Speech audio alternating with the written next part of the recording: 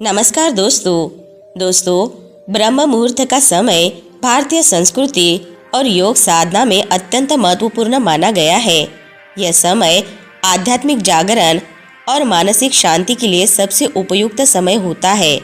ऐसा कहा जाता है कि ब्रह्म मुहूर्त में उच्च ऊर्जा और सकारात्मक शक्तियों का संचार होता है, जो व्यक्ति की इच्छाओं को पूरी करने में सहायक होती है। सिर्फ 3 बार ये बोलो और तुरंत पूरी होगी इच्छा जैसी धारणाएं ब्रह्म मुहूर्त की शक्ति और सकारात्मकता से जुड़ी है।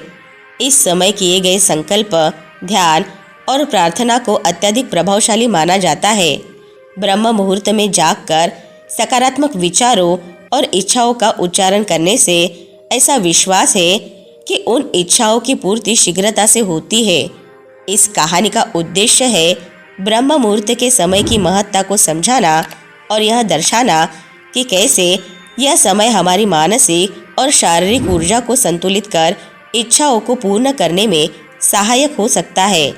अगर आप भी ब्रह्म मुहूर्त के बारे में अधिक जानना चाहते हैं तो इस कहानी में हमारे साथ अंत तक बने रहे। तो चलिए दर्शकों, शुरू करते हैं आज की कहानी को। दोस्तों, सत्यनारायण एक साधारण किसान था जिसका जीवन चुनौतियों और संघर्षों से भरा हुआ था। वह एक छोटे से गांव में अपनी पत्नी और 2 बच्चों के साथ रहता था। उसका परिवार आर्थिक संकटों से जूझ रहा था और सत्यनारायण को समझ में नहीं आ रहा था कि वह इस स्थिति से कैसे निकले। खेती में लगातार असफलता और कर्जों का बोझ उसे मानसिक और शारीरिक रूप से थका चुका था। हालात ऐसे हो गए थे कि वह निराशा और हताशा से घिर गया था।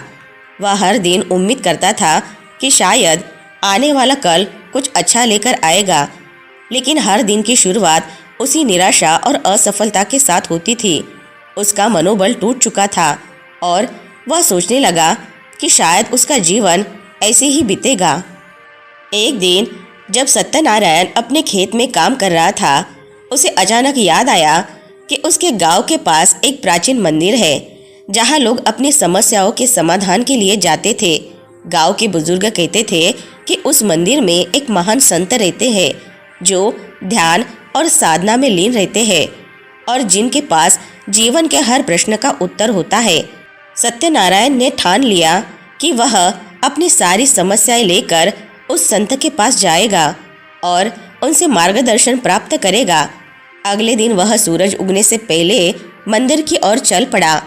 मंदिर के पास पहुंचकर उसने देखा कि वहाँ एक वृद्ध संत ध्यान की मुद्रा में बैठे थे। उनकी आंखें बंद थी और उनके चारों ओर एक दिव्य आभा थी। सत्यनारायण कुछ देर तक उनकी ओर देखता रहा, फिर धीरे धीरे उनके पास जाकर प्रणाम किया। संत ने अपनी आंखें खोली और मुस्कुराते हुए सत्यनारायण को देखा।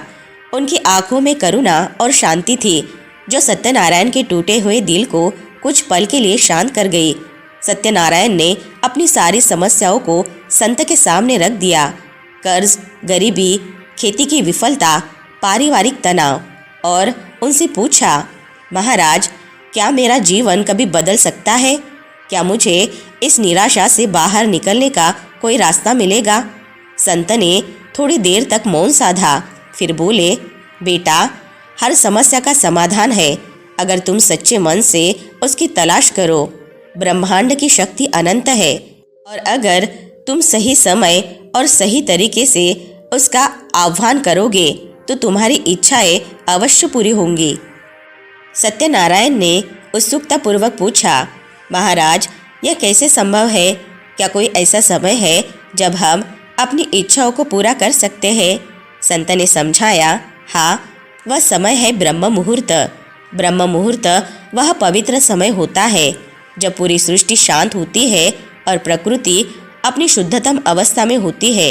यह समय सूर्योदय से लगभग 2 घंटे पहले होता है। उस समय किया गया ध्यान, प्रार्थना और मंत्र जाप अत्यधिक शक्तिशाली होता है।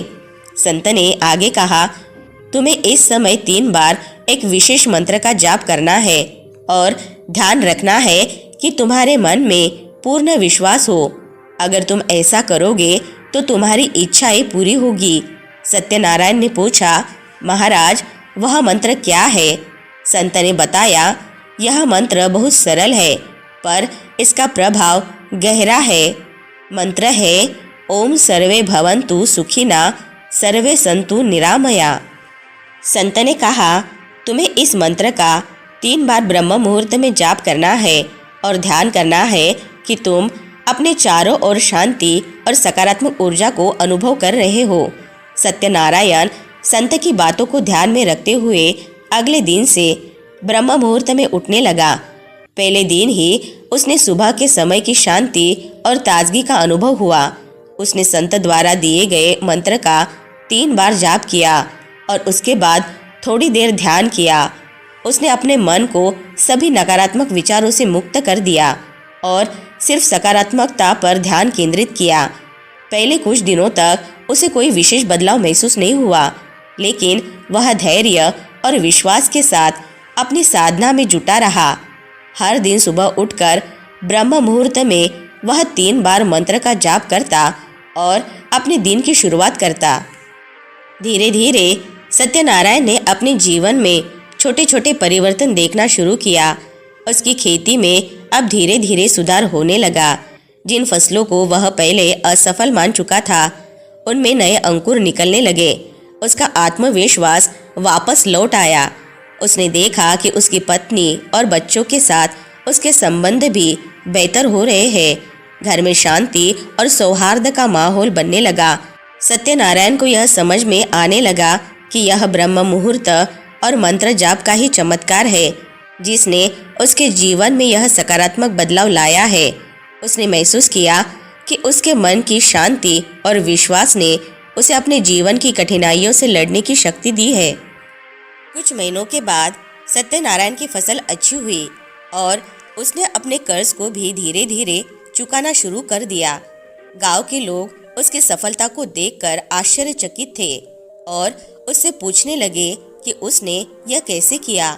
सत्यनारायण ने सभी को ब्रह्म मुहूर्त के चमत्कार के बारे में बताया और उन्हें भी इस पवित्र समय का महत्व समझाया। सत्यनारायण का जीवन अब पूरी तरह से बदल चुका था।